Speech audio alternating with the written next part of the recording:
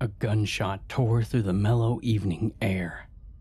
John Carnegie, occupant of room 16 in the Hatland Motel, had just taken his own life. It was a nasty suicide. There could be no doubt about that. He was sprawled out horribly on his blood-spattered bed, arms and legs positioned at awkward angles. The .44 caliber pistol that John had used to shoot himself was still grasped in one cold, dead hand. In the other hand, there was a fountain pen, locked in his curled fingers. Close nearby, at the nightstand, there was a black leather-bound journal. The pages of this journal were consumed in neat handwriting, right down to the very last line. When these writings were later read by the police, they were almost immediately declared to be the deranged ramblings of a madman. However, hidden away in the depths of John Carnegie's final testament, there's a story. While certainly incredible and most likely the product of a man suffering from delusions, as the investigator stated, the wife of John Carnegie, Diane, said herself that she believed every word her husband had written down. Entry 1. Walk with me. I have 6 days before I die. However, when I do die, it will be on my own terms. My plan is to end my own life. Diane and Carl are paying a week-long visit to the grandparents that I personally arranged, also that way they could come home to find out that I have eaten a bullet. Do I feel guilty for this? Yes. Very much so. Deceiving my own wife and child was difficult enough, but knowing that I have put them through more than I could possibly imagine is unbearable. However, given the circumstances of my predicament, I would rather kill myself than live on. My name is John Carnegie, and I am the Reaper of Raleigh, North Carolina. I am the slaughterer of 4 women. Colleen Simpson, Mary Ann Lewis, Sally Everhart, and Amber Walterson have all met untimely ends at the blade of my axe. I am an American serial killer guilty of crimes that could get me locked up for several consecutive life sentences. I've decided I'm not going to prison. I plan to end everything in a few days with a pen in one hand and a gun in the other. But before I do inexorably put this pistol in my mouth and subsequently decorate the bedsheets with my brains, I feel the need to tell everyone why I committed these dastardly deeds. I don't want to be remembered as a monster, although I fear that is inevitable. I want people to understand that while I did do some very terrible things, I literally had no choice. So, with that said, I shall recount the events of the past few years in this little journal that I was able to find in the convenience store right by this shabby motel. It's going to take a while, and I realize that my story is by no means short.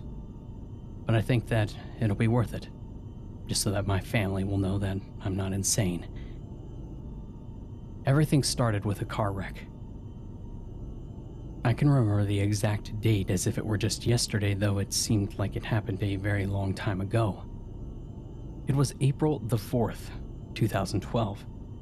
I had a decently well-paying job as an accountant for my local tax firm, and at many dark hours I would find myself going home late from the office. This was one of those nights.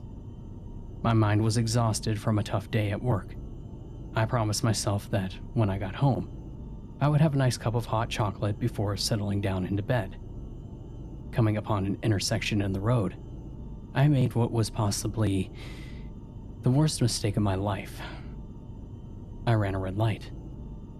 Now, you have to remember that it was nearing midnight and the streets were all but abandoned.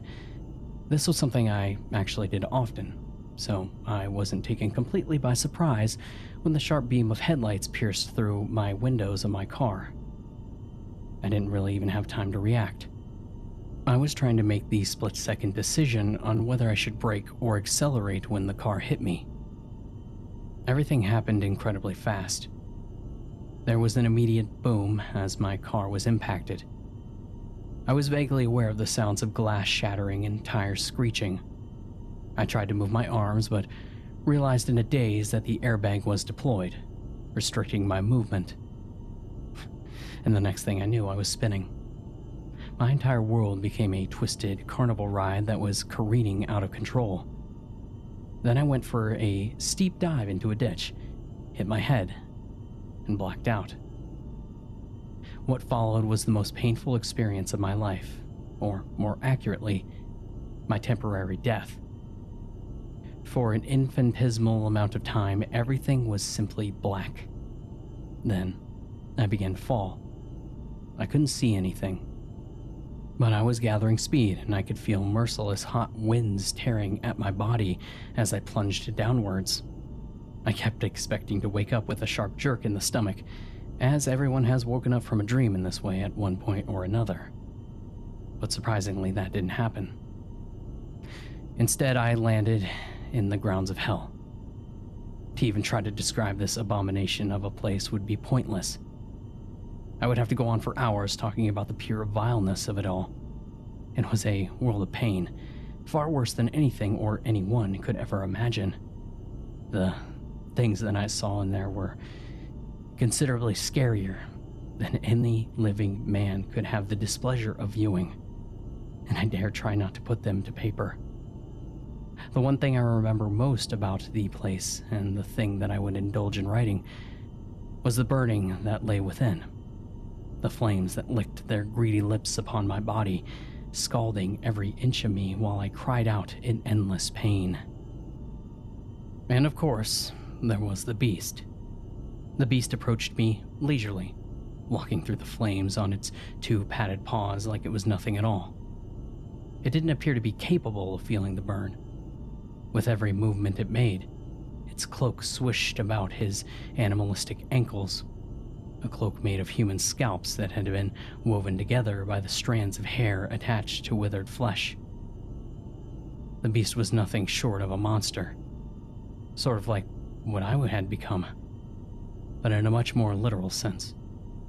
He was a curious cross between man and animal, with his milky white complexion, black claws that extended inches from his fingertips, and iron fangs that sprouted from blackened gums. Massive horns of ornate ivory protruded from its forehead. Its human face was old and wrinkled.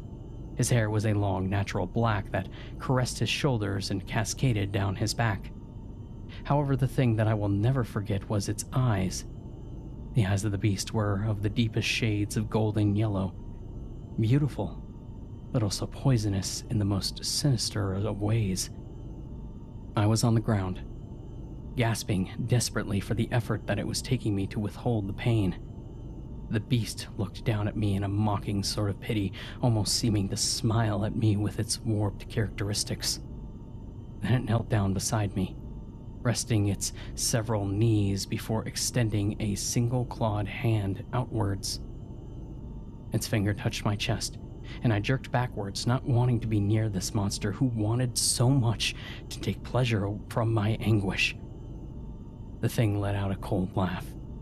Suddenly I was immobilized, and even on the inside I was screaming, on the out I was remaining completely still, incapable of doing anything at all as the beast reached out its claw and stroked my chest. Gently at first, before digging in, ripping in 6 concise movements across my torso, 5 of these being straight lines and 1 of them being circular. I was being attacked mentally just as well as physically. Memories of evil were being projected into my head. I was forced to look at terrible images. A mother being murdered before her children, a young boy pulling out his teeth one by one with a set of pliers, a man having his legs cut off while spectators watched in horrid fascination. Then, there was the beast itself, screaming its name, Castor, over and over in my head. When he withdrew, I was once able to move, and when I looked down upon myself, I discovered that a pentagram had been carved into my chest by the mighty claw of Castor. I had been marked by a demon. It was then when I observed my wound in horror. When the defibrillator revived me, my eyes snapped open, and for a moment I could not see. Then my vision cleared and I stared into the masked faces of the paramedics above. I had died and had paid a visit to hell. It took the nurses a while to subdue me. I was screaming at all of them, trying to get them to understand my terror. Hell existed. It was very real, and it had almost claimed me. I was still spitting and reeling in my constraints when I felt the room begin to spin. I woke up again later, this time not to the faces of paramedics and doctors, but to my son and daughter. All of the horrible things that had happened in the last few hours, the car crash, the trip to hell, and Castor, suddenly vanished. Diane showered me with her love, kissing me all over and asking me again and again, "Are you all right?" She pressed her hand against my cheek, looking into my eyes with the sincerest of concerns. Then there was the endless parade of questions. "John, look at me in the eye. Tell me, how did this happen? Where's the person who did this to you? What were you thinking running a red light?" Carl was bursting with excitement to see me, and despite my best efforts, I had a difficult time trying to wrap my arms around him, what with my various bandages and other restricting forces, and despite my best efforts. He asked me a few questions on his own, including, "Dad, will you be able to finish my treehouse?" I had been working on a treehouse for Carl and his friends for about 5 weeks. I had done it as a sort of recreational project. I estimated that it would be finished in a couple of months. I smiled at him, stroking his hair, and responded, "Yeah, of course I will, Carl. I can still do that." Then, with a sudden vehement anger that you often see on the faces of toddlers when they don't get what they want, he let loose his resentment in a furious demand, saying, "Where's the guy who did this to you? And why haven't you kicked his ass yet?" To this, I could only give laughter, and while Diane gasped and called for him to tell her at once where he had learned such language, I stared at her with love while she scolded him, pointing a finger and absent-mindedly tucking a strand of golden hair behind her ear. I always knew that she would be a good mother. Diane was, and still is, the most gorgeous woman on the planet to me. I remember seeing her in college for the first time, in a large crowd of people. A single blonde head of hair caught my attention, and I sped up, nudging my way past people, thinking it was an old friend of mine. You can probably imagine my surprise when I finally caught up with this person and was faced with a very pretty girl that I had never met before instead of a buddy from high school. "Hey, sorry about this. I thought you were someone else." With that phrase spoken, I turned and was about to make my escape when she replied, "Hey, yourself. Where are you going? Aren't you going to miss me?" I swiveled in place, taking in another good look at this mysterious girl. She had the bluest eyes I had ever seen, which were flickering with humor. "I'm heading to my accountant class. What about you?" Her head nodded slightly. The bemused half-smile on her face was never fading. "I have art class. Say, where are you going a second ago? If your class is accounting, then we could both be moving in that same direction." Bathroom," I stammered, face reddening. "There's a bathroom in the hall up ahead. Come here, walk with me." Why she was suddenly so accepting of me, I will never know. All of my other failed romances had left me with the mentality that I was probably going to be a bachelor for as long as I lived. But when I talked to this girl, I felt within myself a blossoming of hope. I think she could tell I was interested in her in more ways than one, so she was careful never to make things awkward between us. I learned that the name of this girl was Diane Tiller. She had the ambition to become an artist, and she came from Blackwood. By the time that we had to go our separate ways, we had exchanged phone numbers and agreed to go out to eat sometime. And so it began. A romance that should have lasted a lifetime, and one that I am regretfully about to cut short. The years we spent together must have been the best of my life, with the exception of these past 4. We took to each other immediately on our first date. Diane was energetic, funny, attractive, and of course, thoughtful of me. We started to go out together more and more often. She was actually the more courageous one of us two when it came to romantic gestures. It had been her that sent me flowers for the first time. Things just escalated from there. My confidence began to grow. We started to see each other every day instead of just on the weekends. I went out of my way to impress her, going as far as to buy her tickets to a concert featuring Led Zeppelin, which I knew was her favorite band. I insisted that she go with a friend, but she took my hand, looked me in the eye, and pulled me in for a long, lingering kiss before declaring that I should go with her. 4 months after that, I asked her to marry me in a secluded loneliness of my dorm room. I had made sure to get rid of my roommates, whom I knew would ruin the whole experience. I wanted my proposal to be private, away from the prying eyes of my college friends, who would become the background of my big picture that was now Diane. As soon as I was on my knees, Diane was saying yes, with tears in her eyes that spilled down over her cheeks as she inspected the lovely iridescent diamond ring that I had bought for her with a large portion of the little money that I had. Diane, if you are reading this, then I am truly sorry for the pain I caused you.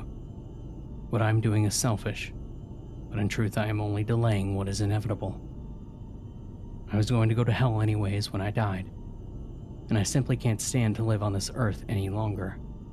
The longer I stay here, the more people will die of deaths they don't deserve.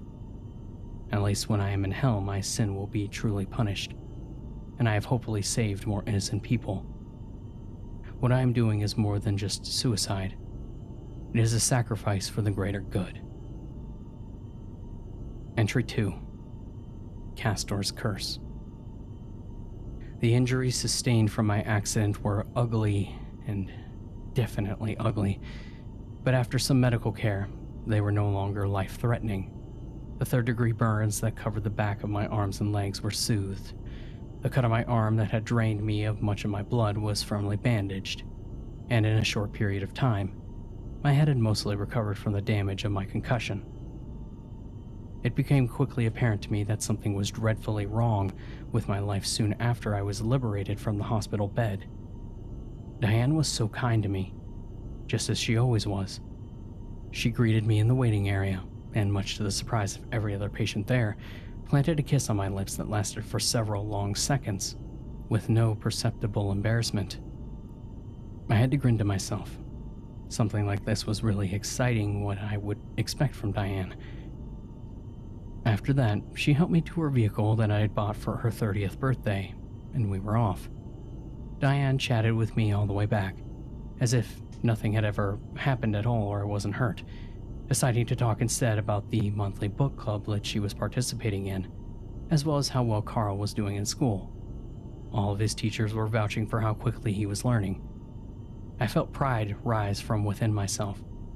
I knew that one day Carl would do great things. Looking back on it, speaking on topics such as neighborhood gossip and Carl doing so well in school was a wise move.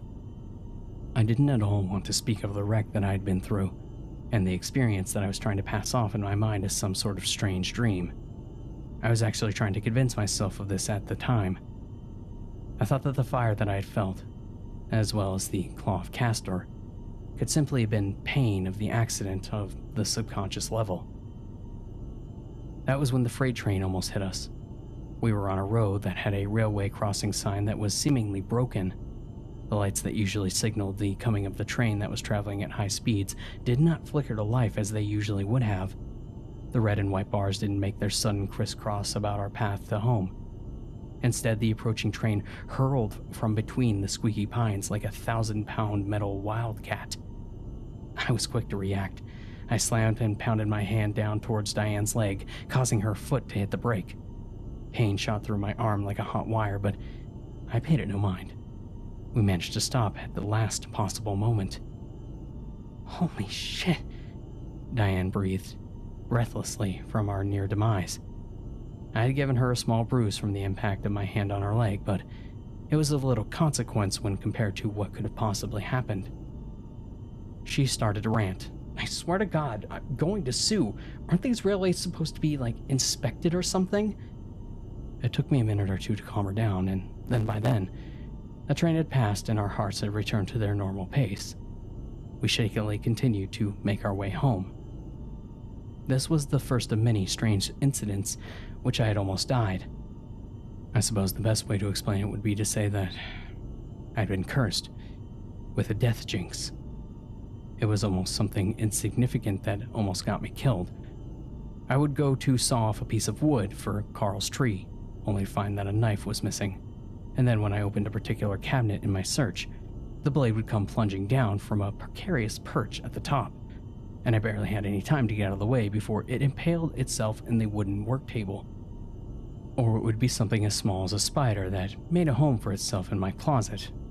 I went to put on my sports jacket one morning and didn't notice the Black Widow's plump body until I felt something crawling on my back. And when I shook the jacket out, the spider hit the ground and began to scuttle towards a crack in the floorboards. Strange events like these continued to happen over a period of 2 weeks.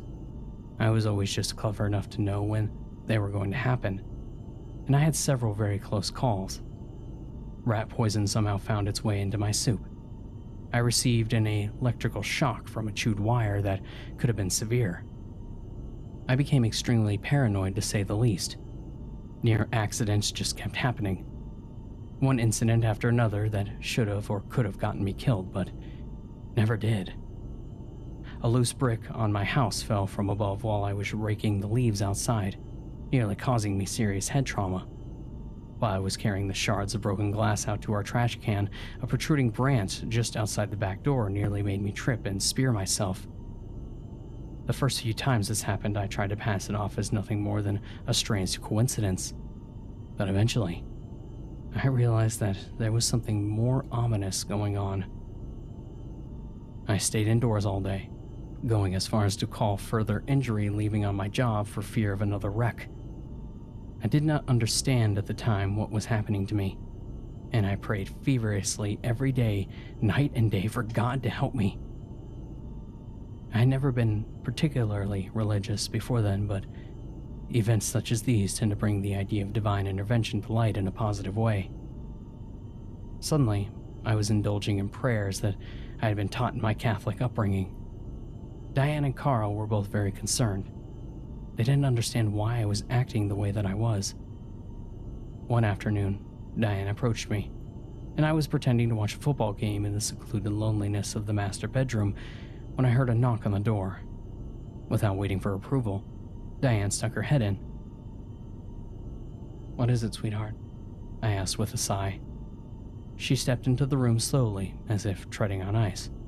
She was wringing her hands and biting her lower lip. "What is it, Diane?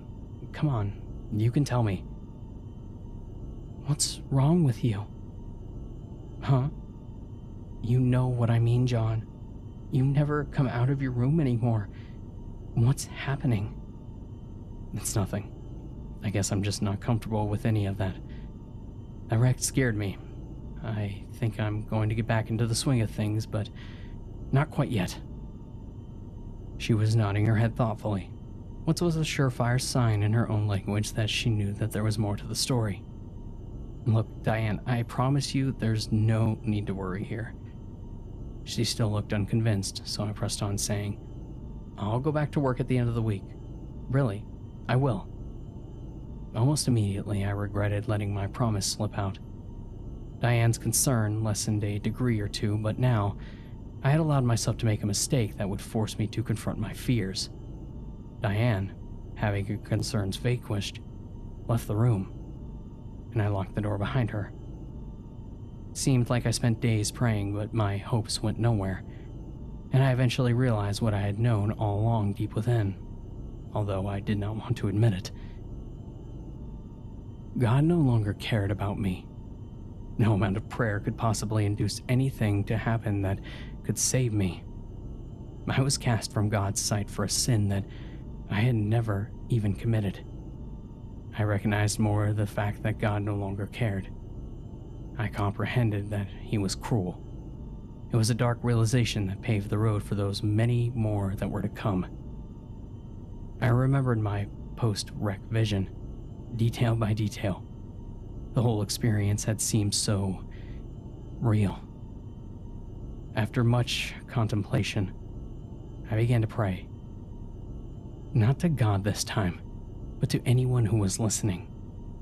I pleaded with the thoughts that appeared so imprisoned inside my own mind that for someone or something that was omniscient, a higher power, to help my situation. In my desperation, I prayed to Castor, the demon that I had seen in the flames of hell. I asked what it wanted from me and if there was anything I could do to stop this curse that was haunting me and ruining my life. Entry 3. A deal with a demon. In only a day, my prayers to Castor were responded to in the form of a dream. In this dream, I was sitting in the plush-lined booth seat in the corner of a restaurant. Everything was incredibly real. It was as if I were actually there. All around me were people sitting and talking to each other. Every one of them was smiling and laughing. And occasionally there would be a clink of their ruby-filled wine glasses against their silverware. Some of these men and women, but others were old and some were very young. No less than teenagers, as a matter of fact. The youngest one, a boy of about 15, who wore long hair and a Slayer t-shirt, talked openly with a blonde woman who looked to be in her 50s. The tables and booths were lavish, made of the finest wood that had ever been stained and scrubbed clean of any imperfections. And the air was filled with the faint aroma of apple crisp and creamy cheddar soups that made my mouth water. The walls were covered in the most intricate and beautiful paintings. One of them depicted a man holding a blackened rose to a woman who was blushing profusely. Another showed a picturesque country road that was partially obscured by the towering orange autumn trees, and, oddly enough, paved bright red. The gentle twang of a harp being played by slender fingers gave the place a sense of comfort and well-being. I craned my neck, looking for the unseen player of the harp. That is when I caught sight of the beast, and yet he was not the beast. Instead of the half-humanoid brute that I had seen before, with the horns curled high on his head and the cloak of scalps clinging to his pale skin, there was instead a man dressed in a silken suit that was as formal as it was reassuring. There were no fangs, no claws, nothing that would even suggest such hostility. Upon seeing me, he smiled in a gentle way that did not at all resemble the mocking cruelty that I had witnessed in hell. He retained most of the same facial characteristics, however. The wavy black hair and the aging face had not varied at all, but the eyes were now a brilliant sky blue that seemed to reflect his demeanor. When he smiled at me, his entirety of his whole thin face lit up, and his happiness appeared genuine. His white incisors were perfect, like they had been picked clean just for me. The man approached my table and sat down across from me before extending his hand for me to shake. I was still hesitant, however. How could I forget the ringleader in the misery of hell? The man let out a deep booming laugh, seeing my concern. "Oh, John, there's no need to get all scared with me. I'm your friend here. I'm trying to help you out, after all. It was me that answered your prayers, wasn't it?" His voice was deeper and thick, although it was overflowing with ancient power and seemed very inviting. His voice was also encouraging along with his words, but my doubt was very firmly instilled. "How do I know you aren't lying?" I inquired, my voice layered in distrust. In response, Castor reached over and touched my hand, and immediately warmth spread throughout my body, starting at my fingertips and working its way up my arm until the negative energy that I felt for this man had been thawed. Suddenly, I was not in the presence of an atrocity, but rather an associate, a friendly old man who wanted what was best for me and was willing to talk terms of business. So I spoke. I went right for the important things. What is it that you can do for me? How can you help? And how can I escape this curse? Castor chuckled to himself. Curse, he murmured under his breath. That's a very much outdated word to describe what you're going through. Then, still chorting, he explained to me my situation. You see, John, hell as you know it is far more than just a place. You should think of it as more of a consciousness. It's a living, breathing force capable of thought and action. When you died in that car accident, you were claimed by hell. You were specifically marked as an inhabitant. When you were revived, the signature on your body was complete, and so hell tried to bring you back in the only way possible that it knew how. Several times, actually. I'm very surprised you made it this long. In an awfully bizarre way, it made sense. I reflected on all of the incidents that occurred within the last couple of weeks. I was still not fully sure if I believed this man. It all seemed too ridiculous to be true. Then again, my entire life had been a swan dive into the abyss of disbelief as of late. So why not believe him? What choice did I really have? Castor, can I call you that? It wouldn't make much sense if you didn't. That is my name. Castor, you still haven't really answered my question. How do I get rid of this? Well, John, there is a way to prolong your life. There's a deal to be made here. And trust me when I say that this is something that you need. Hell will only make its attempts on your life more and more diligent. You won't last long without my deal. What are the terms of the deal? With that encouraging smile on his face the whole time, Castor told me that if I were to accept his offer and bring him the soul of a female once annually, he would lengthen my time in life for 1 year each time. With the drunken air of Castor's touch still presiding over my body, the possibility of what being suggested did not seem at all unreasonable. The only question I poised was, how should I do this exactly? His reply was relaxed when it came. To one out of earshot, we might have been discussing the weather. You will find an instrument with which to procure the female souls in your own earth, specifically placed there, just for you. And what exactly happens if I refuse? The question was out of my mouth before I could stop it. Every head in the restaurant turned to face me. Every last person there, young and old, was staring at me reproachfully, as if I had said something overly offensive. The teenager I had seen earlier suddenly looked far more threatening, with his happiness gone and a newfound sinister glare on his face. I could quite literally feel their eyes crawling across me like I was the lowest form of a living thing that had ever existed. A lump between two layers of mold and filth. The harp stopped playing abruptly, and a metallic fragrance entered the now cold air. I shivered and looked at Castor himself. All traces of compassion had vanished, and his eyes were the deepest of an amber yellow. You're fully aware of what will happen. Hell will take you away. With these words, which were so impactful enough on the surface, they meant a whole new multitude of things when you really give it a bit of thought. Diane and Carl were the two most precious things imaginable to me. I wanted to spend every last living moment that I could possibly with my family, but if my curse got the best of me, that would not be possible. I would be sucked down into the very meaning of horror as any one man could know it. There were so many things that I had not done. I hadn't taken Carl to Disney World.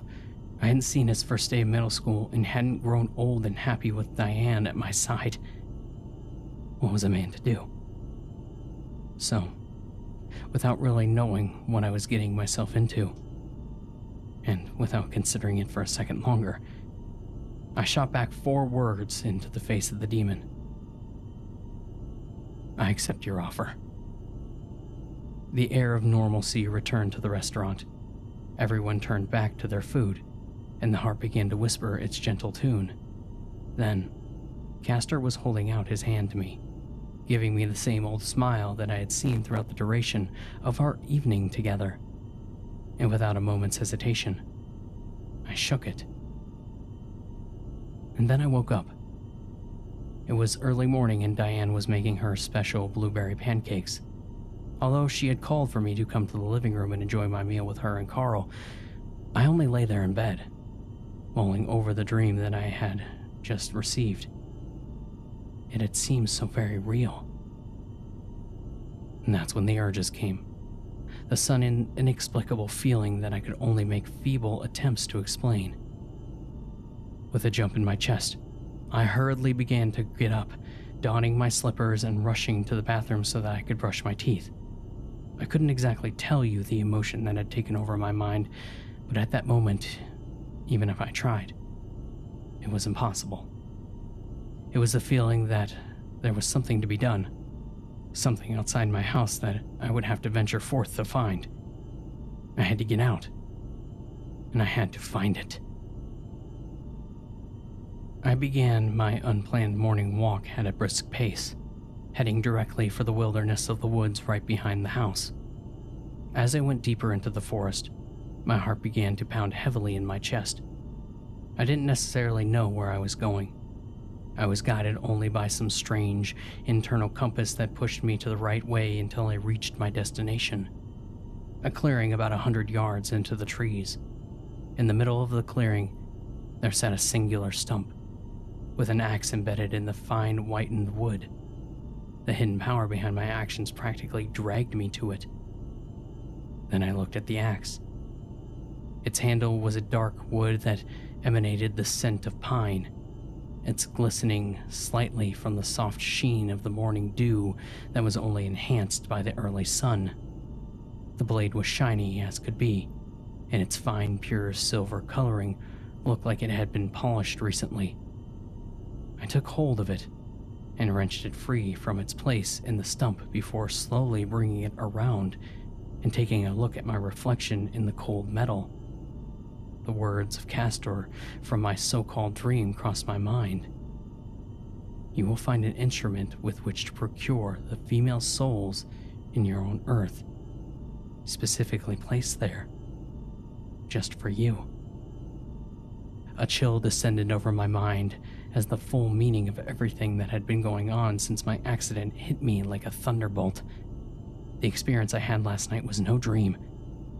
I had made a deal with a demon. I felt the axe slip out of my hands and hit the ground with a dull thud. As I gave this my full consideration, my legs gave out from underneath me and I sat there, thinking for what seemed like hours. What had I agreed to? Why had I been so idiotic enough to force myself to do? These thoughts brewed in my mind. In hindsight, I hadn't been idiotic at all. I had been manipulated by a monster who wanted me to bend to his will. The axe lay on the ground, innocently enough, but I knew of its potential malevolence, procuring female souls. And had I found an axe, Castor wanted me to murder one person each year. Only then would he allow me to be with my family. In anger and frustration, I snatched the axe from the ground and stormed home. I was going to take the axe and bury it deep in the earth, where I could never be bothered by its gloomy presence. I came in through the gate in my backyard, doing my best to hide the 2.5-long weapon under my jacket. I retrieved a shovel from my tool shed, and I started to dig. And when I finished burying that terrible weapon, I headed inside to greet Carl and Diane. To my surprise, the whole rest of the day occurred without incident. There was no freak occurrence that posed a threat to my life at all. Although I was still very tentative, I began to realize that the threat of my life had disappeared, and I was free to do as I pleased without the fear of death. The day after that, In an act of unofficial and personal celebration, I took my family bowling. Silly as I might sound, nothing can compare with the joy that I had at that ramshackle bowling alley. There's a special kind of love that results from seeing your kin happy, and I rejoiced at the sight of Diane laughing even as she made a terrible attempt at rolling her ball down the center of the lane, only to have it sink into the gutter. Carl, as the goofy boy that he was, gave her a standing ovation each round, cheering her name regardless of whether she did bad or well. I myself taught Carl how to bowl, seeing as this was his first time. I showed him how to fit it into his tiny hands and into the slots before sauntering forward, with a form that was no less than perfect so that he could successfully slide the ball towards the pins that presided on the end of the lane. He was actually quite good at this once he got to the hang of it, and to the secret incredulity of both me and Diane, he ended up beating both of us. That night, Diane and I made the sweetest love that either of us had managed since those days in our college years where I had arranged for my roommates to be out. With nostalgia fueling my sexual desires, I climaxed with a satisfaction that was previously unheard of. From there, over a period of several months, things ran more smoothly than ever. I started going back to work, and was greeted by my coworkers by many welcomes and greetings and claps on the back. I stopped staying so late at the office and began leaving earlier, and in the pre-dawn hours of morning when Diane lay peacefully in sleep, I began to work myself into a cycle. Get up at 5, ready yourself for the day, go for a jog, go to work, come home, spend time with Carl, and finally make love to Diane before falling asleep into a restful slumber.